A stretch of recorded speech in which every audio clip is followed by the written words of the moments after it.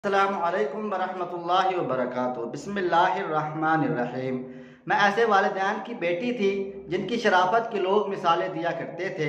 वालिद तहज्जुद गुजार और अम्मी 5 वक़्त की नमाजी थीं। हमारे घर का माहौल बेहद पाकीज़ा था। बड़ी बहन को वालिद ने घर पर खुद पढ़ाया। आपी ने बतौर प्राइवेट तालबा मैट्रिक का इम्तिहान दिया। रिज़ल्ट आते ही उसकी शादी कर दी गई। भाई स्कूल जाता तो उसे हसरत से देखती थी। जी चाहता था मैं भी स्कूल जाऊं। वालिद ने इजाज़त ना दी। बोले तुम्हारी बहन को मैंने खुद पढ़ाया था, मैट्रिक पास कर लिया उसने, आगे उसके खामद की मर्जी, कॉलेज में पढ़ाए या ना पढ़ाए, तुम्हें शौक है तो मुझसे पढ़ लो। बाजी का जहन तेज था। वो अब्बा जी के थोड़े पढ़ाई को जल्द समझ लिया करती थी, लेकिन मैं इतनी तेज ना थी। चंद दिन अबू से पढ़ा, वो रोज सबक देते। दूसरे दिन सुनते तो याद ना होता, डांट पड़ती जिससे मैं बददिल हो जाती। अम्मी ने ये सूरत हाल देखी तो कहा, राबिया के अब्बू ये तुमसे नहीं पढ़ सकेगी, इसके लिए किसी उस्तानी का इंतज़ाम घर पर कर दो। पहले वो राज़ी ना हुए, फिर इस शर्त पर हामी भर ली कि उस्तानी ऐसी होनी चाहिए जो कुरान पाक भी पढ़ा सके, दीन और दुनिया दोनों की तालीम दे सके, तभी ट्यूशन पर रखूँगा। अब ऐसी उस्तानी की तलाश शुरू हो गई। बड़ी तगो-दो के बाद अम्मी के एक जानने वाले के तवस्सुत से एक मैट्रिक पास लड़की मिल गई जो कॉलेज में पढ़ रही थी और ज़रूरतमंद थी। उसे अपने तलीमी अखराजात पूरे करने के लिए रकम की ज़रूरत थी। शाम को 5 बजे से 6 बजे तक वो मुझे घर पर ट्यूशन देने आने लगी। उस्तानी मोमना को आए 4 माह हुए थे कि एक रोज़ वालिद साहब ने उसे लारी अड्डे पर किसी लड़के के साथ खड़े देख लिया। वो ड्राइवर के पास गए और पूछा, क्या तुम इन दोनों के जानते हो? हाँ क्यों नहीं, ये अक्सर यहाँ आते हैं। लारी में बैठकर अगले स्टॉप पर उतर जाते हैं। वहाँ सामने कैफ़े है, ये वहाँ बैठकर गपशप करते हैं, चाय पीते हैं और जो दूसरी लारी जो जहाँ आ रही होती है उस पर सवार होकर वापस आ जाते हैं। छोटे इलाके में ऐसे मामलात नहीं छुपते। वाले साहब ने मज़ीद तफ्तीश की। जब ड्राइवर के बयान की तस्दीक हो गई तो उन्होंने उस्तानी मोमना को हटा दिया। वालदा को भी खूब बुरा भला कहा कि बेवकूफ़ औरत, जो टीचर खुद मर्ज़ इश्क में गिरफ्तार हो, मेरी बच्ची को क्या पढ़ाएगी?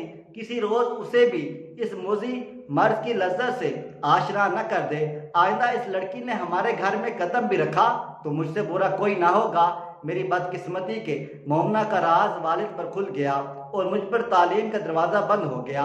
हमारे इलाके में ट्यूशन सेंटर ना थे, होते भी तो जो बाप अपने बेटे को स्कूल भेजने का रवादार ना था वो उसे अकेडमी पढ़ने क्यों भेजता? उस्तानी क्या गई, मैं मुरझा कर रह गई। भाईजान को मेरी दिली कैफियत का अंदाज़ा था। वो मेरे दुख तो पूरी तरह महसूस कर रहे थे। उनके एक क्लास फेलो के मामू ट्यूशन पढ़ाते थे, वो कारी भी थे। वालिद साहब से 10 बस्ता अर्ज की, अगर आप इजाज़त दें तो मैं राबिया के लिए एक अच्छे उस्ताद का इंतज़ाम कर दूँ।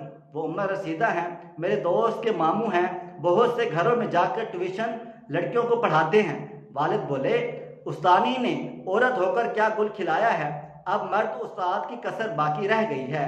मेरे और दोस्तों की बहनें भी उनसे ट्यूशन पढ़ती हैं। आप भरोसा रखिए, दुनिया में सभी आदमी बुरे नहीं होते। गर्ज काफ़ी सर खपाई के बाद भाई अकबर ने वाले साहब को मेरे लिए उस उम्र रसीदा ट्विटर के लिए राज़ी कर लिया जिसकी ज़मानत उनके दोस्त के वालिद ने अब्बू को दे दी। वो वाकई शरीफ और मोहतरम थे, सारे इलाके में उनकी इज्जत थी। उन साहब का नाम कमाल था। कमाल मुझे रोज़ पढ़ाने लगे, बहुत मेहनत और जाफिशानी से पढ़ाते तो मैं भी तवज्जो और लगन से पढ़ती थी। एक साल में उन्होंने मुझे 2 जमातें पढ़ा दी। मैं फिर तीसरी से 5वीं के निसाब तक आ गई थी। 5वीं में बोर्ड के इम्तिहानात में फर्स्ट पोजीशन लाई तो सब की तरफ से वाह होने लग गई। वाले साहब का दिल भी बढ़ा और कमाल उस्ताद की तरफ से मुतमईन हो गए। हमारे घर में उनकी इज्जत मजीद बढ़ गई थी। स्कूल के निसाब के साथ साथ वो मुझे दीन तालीम भी दे रहे थे। इस बात से अब्बा जान बहुत खुश थे। मैं 7 साल की उम्र में उनसे पढ़ने बैठी और 6 साल पढ़ा। एक रोज़ भी उन्होंने नागा ना किया सिवाय जुम्मे के, और हमेशा तवज्जो से पढ़ाया। अब्बू से दोस्ती हो गई थी और वो हमारे घर के फर्द जैसे हो गए थे। इसरार करके वालिद उनको खाना खिलाते और चाय पिलाते। जब मुझे पढ़ा चुके होते तो थोड़ी देर वाले से गपशप करते और मेरी पढ़ाई की तारीफ किया करते। सच बात यह है मेरी यादाश्त कुछ अच्छी ना थी, पढ़ा हुआ बार बार भूल जाती।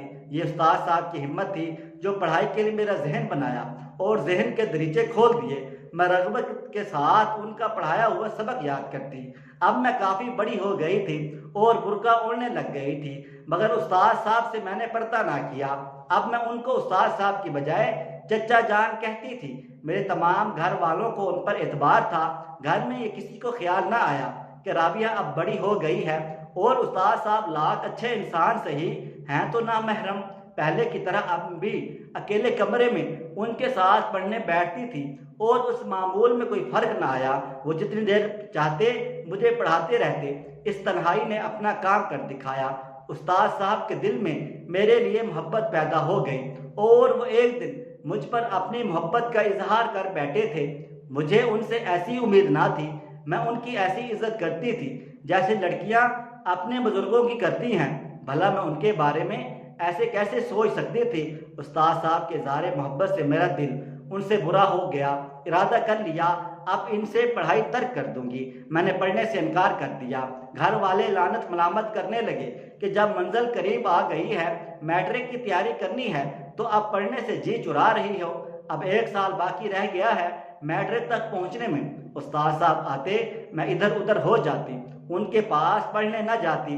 वालिद और भाई डांटते, ये क्या तमाशा बनाया हुआ है। अम्मी हर वक्त बुरा भला कहती, क्या हो गया है तुम्हें, आखिर क्यों पढ़ाई से दिल उठा लिया है। मैं उनको वजह ना बताती, बस यही कहती, मुझे अब पढ़ाई मुश्किल लगती है, मैट्रिक नहीं कर सकती, इतनी पढ़ाई मेरे बस का रोग नहीं है।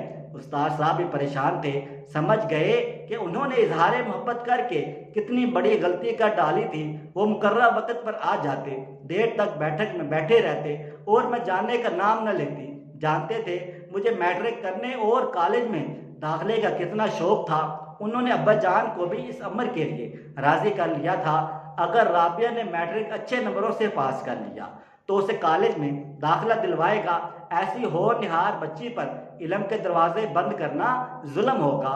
उनकी कोशिशें बार आवर ना हुई। मैंने उनसे पढ़ने से साफ इनकार कर दिया और उन्होंने रोज़ाना आना मौकूफ कर दिया। अब वो कभी कभी वाले से मिलने आते और बाहर से ही मिलकर चले जाते थे। भाईजान बीए के पर्चे दे चुके थे। उन्होंने मुझे कायल किया कि वो खुद पढ़ाएंगे और तुम्हें मैट्रिक का इम्तिहान देना होगा। अपने भाई से पढ़ने पर मुझे भला क्या इतराज़ होना था। खुश भाईजान से पढ़ती और यूं उन्होंने तैयारी मुकम्मल करा दी तो मैंने इम्तिहान दे दिया। अच्छे नंबरों से मैट्रिक पास कर लिया था। बेशक इनमें उस्ताद कमाल की बहुत मेहनत शामिल थी, लेकिन उनकी एक गलती ने ये आज़ाद उनसे छीन लिया कि वो एक अच्छे उस्ताद और काबिल भरोसा इंसान हैं। कॉलेज में दाखिले शुरू हो गए थे। वाले साहब बीमार पड़ गए। भाई ने वादा पूरा किया और मुझे गर्ल्स कॉलेज में दाखिला करा दिया। यहाँ भी मेहनत और लगन से तालीम जारी रखी, क्योंकि कॉलेज में पढ़ना मेरा ख्वाब था। एक रोज़ कॉलेज से घर लौट रही थी, किसी को अपना ताक़ुब करते पाया। मुड़कर देखा, हैरत ज़दा रह गई। ये मेरे वही उस्ताद मोहतरम थे जिन्होंने मुझे तकरीबन 8 साल पढ़ाया था और आखिर में अपने किए किराए पर पानी फेर दिया था। इन्हें देखकर कुछ देर को वहशत ज़दा तो हो गई, फिर एतमाद बहाल कर लिया और बगैर पीछे देखे अपनी राह चलती रही, यहाँ तक कि बखैर आफियत अपने घर पहुँच गई थी। मुझे नहीं मालूम कब तक उस्ताद कमाल मेरे पीछे आए और कब राह मुड़ गए। हफ्ते बाद फिर यही वाक़या हुआ। इस बार भी नज़रअंदाज किया। बाजार में उनको तमाशा बनाना चाहती थी और न खुद तमाशा बनना चाहती थी। उनका भी एहसान याद था कि मुझ कुन जहन पर उन्होंने कितनी मेहनत की थी। मैं जब छोटी सी थी और बार बार पढ़ा हुआ सबक भूल जाती थी। तीसरी बार मैं उनके ताक़ब को नज़रअंदाज न कर सकी और जब वो मेरे ताक़ब करते हुए करीब आ गए तो रुक गई और मुड़कर उनसे मुखातिब हुई। उस्ताद साहब, क्या बात है, क्या कोई मसला है? आप यूँ मेरा पीछा क्यों कर रहे हैं? कोई प्रॉब्लम है तो बताइए। मैं बहुत शर्मिंदा हूँ राबिया और तुमसे माफ़ी मांगना चाहता हूँ। जिस रोज़ इजहार मोहब्बत की गलती हुई है उस दिन से जान सूली पर टंगी है। जीता हूँ न मरता हूँ। शर्मिंदगी इस कदर है कि अपने ज़मीर से भी आँख नहीं मिला सकता। इतना पछतावा होता है, कभी कभी जी चाहता है खुदकुशी कर लूँ। ज़िंदगी की अब बस एक ही ख्वाहिश थी, तुम एक बार कहीं मिल जाओ तो तुमसे माफ़ी मांग लूँ। अगर तुम माफ़ कर दो तो सुकून आ जाएगा। यकीन करो सुकून से मर सकूंगा और कमर में भी सुकून से सो सकूंगा। वो इस कदर नादम नजर आ रहे थे कि मुझे उन पर तरस आ गया। उनकी दाढ़ी आंसुओं से तर हो चुकी थी, भीग गई थी। ये रास्ता था, आम गुजरगाह थी। मुझे भी डर लग रहा था, लोग हमें देख रहे होंगे तो हमारे बारे में क्या सोचेंगे। जब उन्होंने हाथ जोड़कर कहा, राबिया तुमने मुझे सच्चे दिल से माफ़ किया, तो मैंने ये अल्फाज दोहराए बगैर न रह सकी और कहा, उस्ताद साहब मैंने आपको सच्चे दिल से माफ़ कर दिया। बेशक भूल इंसान से हो जाती है और आप भी एक इंसान ही हो। बोले, इंसान बूढ़ा हो जाता है, इसका दिल मगर बूढ़ा नहीं होता और दिल पर किसी का अख्तियार नहीं। इसे कोई शय पसंद आ जाए तो बच्चा बन जाता है। तुमने मेरी भूल को माफ़ किया, मुझे सुकून आ गया। अल्लाह तुमको खुश रखे। अब कभी तुम्हारे रास्ते में ना आऊँगा। वाकई उस रोज़ के बाद उस्ताद साहब कभी फिर मेरे रास्ते में ना आए। उन्होंने मुझसे इस्तदा की थी कि उसके इन राज को राज रखूंगी, कभी किसी को ना बताऊंगी। मैंने भी उनकी बुजुर्गी की लाज रखते हुए कभी इस बात का जिक्र किसी से ना किया और एक इंसानी गलती समझकर फरामोश कर दिया कि इंसान का दिल वाकई कभी कभी भी किसी ऐसी खता कर डालता है कि जब कोई अपनी दिली कैफियत पर काबू नहीं रख सकता। मैं एक अच्छी लड़की थी, उस्ताद कमाल भी बाकिरदार आदमी थे। ये तो कहानी शुरू होने से पहले ही ख़त्म हो गई। मैं रुसवा हुई, ना वो जलीलो ख्वार हुए। लेकिन सोचती हूँ हमारे मुआशरे में आए दिन ऐसी कहानियाँ जन्म लेती रहती हैं। ये दास्तानें कूचा कूचा बिखरी पड़ी हैं, जब नासमझ और नादान नो उम्र लड़कियाँ अपने घा किस्म के उस्तादों से मरऊब होकर उनके हाथों में खिलौना बन जाती हैं और आखिर में उम्र भर का पछतावा पल्ले बन जाता है। वालिद साहब की बीमारी बहुत बड़ी तो उनको लाहौर ले गए, जहाँ कैंसर तशखीस हुआ। ये ऐसी बीमारी थी, इलाज कराओ तो मरो, ना करवाओ तो भी मरो। भाई को अभी नौकरी ना मिली थी, वालिद की थोड़ी सी पेंशन में गुजर बसर हो रही थी। कैंसर के अफरियत ने मुंह खोला तो अब्बा जी के इलाज की खातिर मकान बिक गया और हम किराए के मकान में शिफ्ट हो गए। ये बाद में पता चला कि किराए का ये मकान उस्ताद मोहतरम का है, जिसका हम बराए नाम किराया देते थे। जब हमारे माली हालात बहुत ख़राब हो गए तो परेशानी के आलम में एक रोज़ उस्ताद कमाल भाई को मिले। यूं कि वो हस्पताल गए और वालिद साहब को भाईजान मुआयना के लिए ले गए थे। कैंसर वार्ड में टकराव हो गया। उस्ताद कमाल अपने बड़े भाई को चेकअप के लिए लाए थे, खैर खैरियत दरियाफ्त की। जब इन्हें पता चला वालिद साहब कैंसर में मुब्तला हैं तो बहुत दुखी हुए।